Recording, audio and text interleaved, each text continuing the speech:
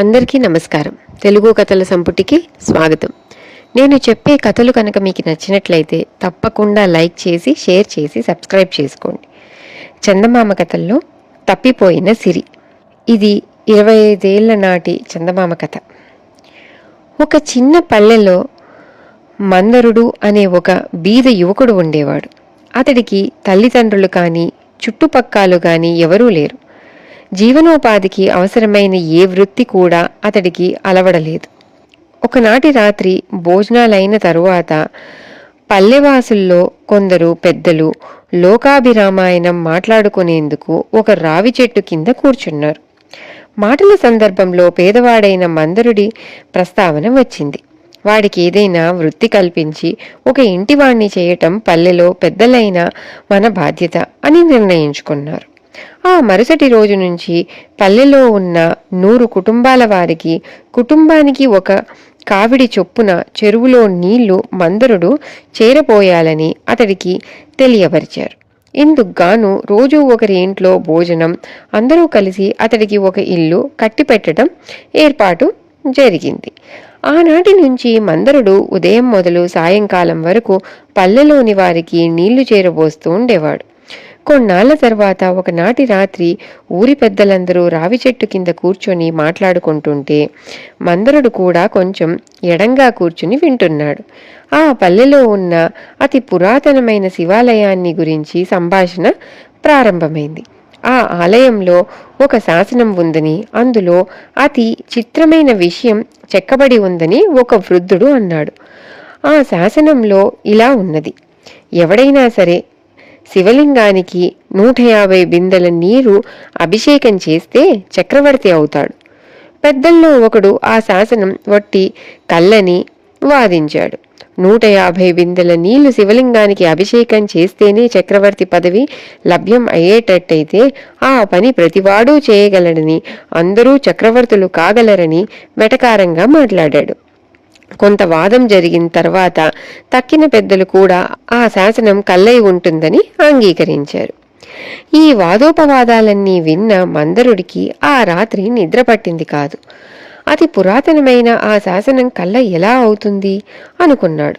150 బిందెల నీరు చెరువు నుంచి తెచ్చే ఓపిక, పట్టుదల లేకనే వాళ్లంతా దాని గురించి ఈసడింపుగా మాట్లాడారన్న నమ్మకం అతడికి కలిగింది. నా పని నీళ్లు మోయటం కదా, 150 బిందెల నీరు తెచ్చి ఆ శివలింగానికి అభిషేకం చేస్తాను. శాసనం ప్రకారం అయితే చక్రవర్తినవుతాను, లేదా ఇంత పుణ్యమైనా రాకుండా పోతుందా అనుకున్నాడు మందరుడు.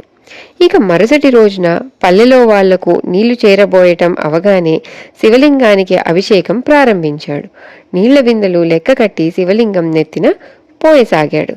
సరిగ్గా 140 బిందెల నీరు అభిషేకం చేసేసరికి మందరుడికి నిస్త్రాణ వచ్చింది. ఆయాసంతో కాళ్ళు తడబడసాగాయి. ఇంకా ఒక్క 10 బిందెల నీరే కదా, కాస్త ఓపిక తెచ్చుకుంటే సరి అని దృఢ నిశ్చయం చేసుకున్నాడు. కానీ మరి 8 బిందెల నీరు తెచ్చేసరికి ఆయాసం మరీ ఎక్కువైంది. ఆయాసపడుతూ అతడు శివలింగాన్ని కేసి చూసి తరువాత తనను పరీక్షగా చూసుకున్నాడు. 148 బిందెల నీరు అభిషేకం చేసిన నాలో చక్రవర్తి లక్షణాలు ఏమీ కనబడడం లేదు. అంత తెలిసిన పల్లె పెద్దలు ఈ శాసనం కళ్ళ అనటం నిజమే అయి ఉంటుంది. నేను వెర్రిబాగులవాణ్ణి కనుకే అనవసరంగా ఇంత శ్రమ పడ్డాను. సరే, అయిందేదో అయింది. ఈసారి కావిడి తెచ్చి ఆ 2 బిందెలను శివలింగం మీద ఎత్తి కొడతాను. నాకు అనవసరంగా ఇంత శరీర కష్టం కలిగించినందుకు ఈ శివలింగం బద్దలు కావలసిందే. తరువాత ఊళ్ళో వాళ్ళు నన్ను తిట్టని కొట్టని, ఏమైనా సరే అనుకుంటూ మందరుడు కోపంగా మళ్లీ చెరువుకు గబగబా వెళ్లి కావిడితో తిరిగి వచ్చాడు. ముందు అనుకున్న ప్రకారం పట్టరాని కోపంతో నీళ్ల బిందెలు 2 ఎత్తి బలంగా శివలింగం మీద విసిరికొట్టాడు. ఆ మరుక్షణంలోనే శివలింగం 2గా బద్దలై ఆ మధ్య నుంచి త్రిశూలం ధరించి శివుడు ప్రత్యక్షమయ్యాడు.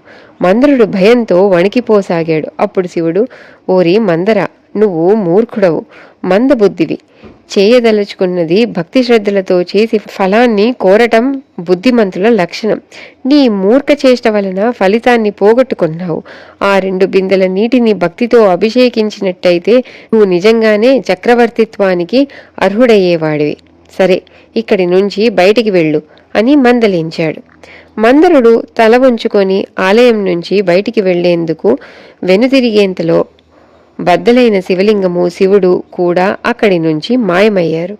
మందరుడు ఈ సంగతి పల్లె పెద్దలకు చెప్పాడు. వారు ఆశ్చర్యపడి శివాలయానికి వచ్చి చూస్తే అక్కడ శివలింగం గాని శాసనం గల రాయి గాని కనపడలేదు. ఇది కథ. తిరిగి ఇంకో చందమామ కథతో మళ్ళీ కలుద్దాం. అంతవరకు సెలవు.